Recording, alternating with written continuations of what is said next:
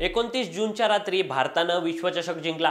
11 वर्षांनंतर ICC trophy जिंकल्यानं भारतीय खेळाडूंचा आणि फॅन्सचा आनंद गगनात मावत नव्हता। आज 10 दिवसांनंतरही आपण त्या आनंदातून बाहेर पडलो नाही। 29 जूनला ज्यावेळी टी20 वर्ल्ड कप भारताच्या नावावर झाला त्यावेळचे फोटो व्हिडिओ आजही सोशल मीडियावर दिसले की चेहऱ्यावर हसू उमटतं। असाच एक व्हिडिओ आहे। हार्दिकनं टाकलेल्या शेवटच्या बॉलनंतर कर्णधार रोहित शर्मा जमिनीवर पडला। त्याने हात जमिनीवर आपटत सेलिब्रेशन केलं आणि त्यावेळी बाउंड्री लाईनवरून एक पठ्ठ्या रोहितच्या दिशेनं पळत आला। त्यानं हातात असलेला तिरंगा हवेत भिरकावत तुफान सेलिब्रेशन केलं आणि टी20 विश्वविजयाचा विजयोत्सव साजरा केला।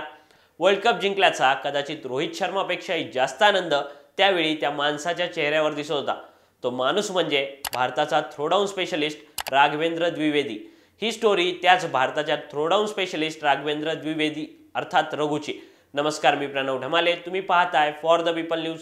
पुढे जाण्यापूर्वी आपण आमच्या चॅनलला सबस्क्राइब करा, लाइक व फॉलो जरूर करा। भारत दुनिया का सबसे बड़ा लोकतंत्र और एनएलसी भारत देश का सबसे बड़ा गैर राजनीतिक मंच। शक्तिशाली लोकतंत्र के लिए राहुल कराट का सार्थक कदम।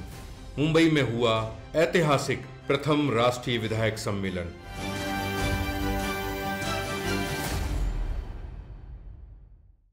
2017च्या चॅम्पियन्स ट्रॉफी वेळी विराट कोहलीनं एका मुलाखतीदरम्यान विधान केलं होतं, माझ्या आजच्या यशात या माणसाचा खूप मोठा वाटा आहे। त्याची मेहनत कधी कुणाला दिसत नाही, पण खरंच तो माणूस पडद्यामागे काम करतो। तो भारतीय क्रिकेट संघाचा कणा आहे। तो माणूस दुसरा तिसरा कुणी नसून भारताचा थ्रोडाऊन स्पेशलिस्ट राघवेंद्र द्विवेदी होता। उत्तर कन्नडामधील कुमता इथं रघुचा जन्म झाला आणि तिथंच तो लहानाचा मोठा झाला। रघुला लहानपणापासून क्रिकेटची प्रचंड आवड होती, पण प्रत्येक घरात असतं तसंच त्याच्या वडिलांचा रघुच्या क्रिकेट वेडाला विरोध होता। त्याचे क्रिकेटचं वेड पाहून एक दिवस त्याच्या वडिलांनी त्याला विचारलं, तुझ्यासाठी जास्त महत्त्वाचं काय, अभ्यास की क्रिकेट? वडिलांच्या या प्रश्नावर काहीही न बोलता रघुनं हातात कपड्याची पिशवी घेतली, खिशात 21 रुपये घेतले आणि आपलं घर सोडलं। काहीही न बोलता वडिलांनी दिलेल्या पर्यायापैकी रघुनं क्रिकेट निवडलेलं। हातात कपड्याची पिशवी आणि खिशात 21 रुपये घेऊन रघु हुबळीला आला। आठवडाभर तो हुबळी बस स्थानकावर झोपला। पोलिसांनी तिथून हकलावून लावल्यानंतर त्यानं जवळच्या मंदिरात 10 दिवस काढले, पण तिथं तरी किती दिवस राहणार? रघुला पर्याय शोधायचा होता आणि त्याला तो मिळाला, हुबळी जवळ असणारी स्मशानभूमी। ऐकायला पिक्चरची स्टोरी वाटत असली तरी रघुनं हे आयुष्य प्रत्यक्ष जगलंय। ज्या स्मशानभूमीकडे जायला लोक आजही घाबरतात त्या स्मशानभूमीतील पडक्या इमारतीत रघुनं घर वसवलं। 1-2 नाही तर तब्बल 4.5 वर्ष रघु याच स्मशानभूमीतील इमारतीत राहू लागला। या दरम्यान तो पडेल ते काम करून आपला उदरनिर्वाह करत होता आणि सोबतच क्रिकेटचा सरावही। पण क्रिकेट खेळत असताना एकदा त्याच्या उजव्या हाताला फ्रॅक्चर झालं। उपचारासाठी पुरेसे पैसे नसणाऱ्या रघुला क्रिकेट खेळणं सोडावं लागलं, पण त्यातूनही खचून न जाता रघुनं दुसरा पर्याय शोधला, क्रिकेट कोचिंगचा। सुरुवातीला हुबळीच्या क्लबमध्ये रघुनं फलंदाजांना थ्रोडाऊन म्हणून मदत केली। त्यानंतर एका मित्राच्या सांगण्यावरून रघु बेंगलोरला निघून आला। बेंगलोरमध्ये कर्नाटक क्रिकेट असोसिएशनमध्ये तो काम करू लागला। बंगळुरूत सरावासाठी आलेल्या क्रिकेटपटूंना चेंडू फेकणं आणि त्यांना बॉलिंग मशीनची मदत करणं हे त्याचं काम होतं। एके दिवशी कर्नाटकचे माजी यष्टिरक्षक आणि सध्याचे अंडर-19 निवड समितीचे प्रमुख टिळक नायडू यांनी रघुच्या कामाची दखल घेतली। टिळक नायडू यांनी रघुची ओळख जवागल श्रीनाथ यांच्याशी करून दिली। जवागल श्रीनाथ यांच्याशी झालेली भेट रघुच्या आयुष्याचा टर्निंग पॉईंट होता। श्रीनाथनं रघुला कर्नाटक रणजी संघासोबत थ्रोडाऊन स्पेशलिस्ट म्हणून जोडून घेतलं।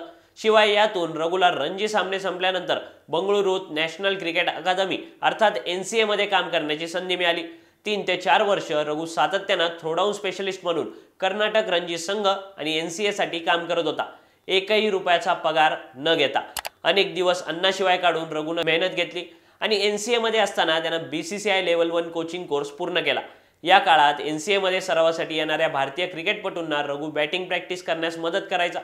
क्रिकेटचा देव समजल्या जाणाऱ्या सचिन तेंडुलकरनं रघुमध्ये असणारं स्किल ओळखलं आणि सचिनच्याच मदतीनं 2011 साली भारताच्या कोचिंग स्टाफमध्ये रघुची नियुक्ती झाली। त्यानंतर सातत्यानं गेली 13 वर्ष रघु भारतासाठी थ्रोडाऊन स्पेशलिस्ट म्हणून काम करतोय। 2011 मध्ये थ्रोडाऊन स्पेशलिस्ट म्हणून भारतीय संघात सामील झालेल्या रघुनं गेल्या दशकात सराव सत्रांमध्ये किमान 10 लाख बॉल्स फेकले असतील। सचिन तेंडुलकर पासून नवख्या शुभमन गिल पर्यंत भारताच्या बॅटरची एक अख्खी फळी रघुनं तयार केली। पण हा रघु नेमका करतो काय असा प्रश्न पडला असेल तर सांगतो। रघु भारतीय क्रिकेट संघासाठी थ्रोडाऊन स्पेशलिस्ट म्हणून काम करतो। थ्रोडाऊन स्पेशलिस्टचं काम असतं बॅट्समन्सला प्रत्येक पद्धतीच्या बॉलसाठी तयार करणं, पिचचा अंदाज घेऊन मॅचपूर्वी बाउन्सर्स, लो रेंज आणि स्विंगिंग डिलिव्हरीजची तयारी करून घेणं हे थ्रोडाऊन स्पेशलिस्टचं काम. आणि या कामात रघु इतरांपेक्षा भारी ठरतो तो एका गोष्टीमुळं, भारताकडं इतर संघांच्या तुलनेत जास्त वेगात बॉल टाकू शकणारे गोलंदाज नाही. उमरान मलिक सारखे गोलंदाज 150च्या गतीनं सध्या गोलंदाजी करत असले तरी त्या वेगात म्हणावं तसं सातत्य राहत नाही. पण रघुच्या याच गोष्टीत उजवा ठरतो. रघु प्रत्येक बॉल जवळपास 150च्या स्पीडने टाकू शकतो, ज्यामुळं प्रत्यक्ष सामन्यात भारतीय फलंदाजांना बॉलच्या स्पीडची भीती राहत नाही.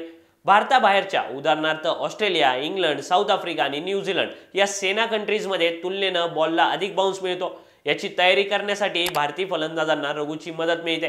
रघुनं घेतलेल्या या प्रॅक्टिसमुळेच रोहित शर्माचा पुल शॉट आणि विराटनं खेळलेला हुक आपल्याला भारी वाटतो. भारतानं 2013 साली जिंकलेल्या चॅम्पियन्स ट्रॉफीच्या विजयातही रघुचा सहभाग होता. 2013 साली जिंकलेल्या चॅम्पियन्स ट्रॉफीनंतर भारतीय संघाला ICC ट्रॉफी जिंकण्यात आलेलं अपयश रघुनं अगदी जवळून पाहिले. प्रत्येक स्पर्धेत भारताचे कॅप्टन, प्लेयर्स बदलत राहिले, पण कोचिंग स्टाफमध्ये असणारा रघु कॉमन होता. प्रत्येक वेळी भारताला आलेल्या अपयशातून रघु स्वतः आकलन करायचा आणि भारतीय फलंदाजांची खास तयारी करून घ्यायचा. यंदाच्या वर्षी रघुनं भारतीय फलंदाजांचा सराव एवढा परफेक्ट करून घेतला की अख्ख्या वर्ल्ड कपमध्ये जसप्रीत बुमराहला केवळ एकदाच फलंदाजीला येण्याची गरज पडली. सगळ्या वर्ल्ड कपमध्ये भारताच्या फलंदाजांनी धुव्वा केला. याचं मोठ्या प्रमाणात क्रेडिट रघुच्या मेहनतीला द्यावं लागतं. आणि म्हणूनच T20 वर्ल्ड कप जिंकल्यानंतर रघुनं ग्राउंडमध्ये केलेलं सेलिब्रेशन भारी वाटतं, कारण त्या सेलिब्रेशन मागं रघुनं घेतलेली मेहनत आहे. भारताचा कर्णधार रोहित शर्मा किंवा इतर खेळाडूंनी घेतली तितकीच, किंबहुना त्यापेक्षा थोडी जास्त. तुम्हाला रघुची ही स्टोरी कशी वाटली ते कमेंट करून सांगा. व्हिडिओ आवडला असेल तर लाईक करा आणि अशाच आणखी नवनवीन व्हिडिओजसाठी फॉर द पीपल न्यूजला सबस्क्राईब करायला विसरू नका. धन्यवाद.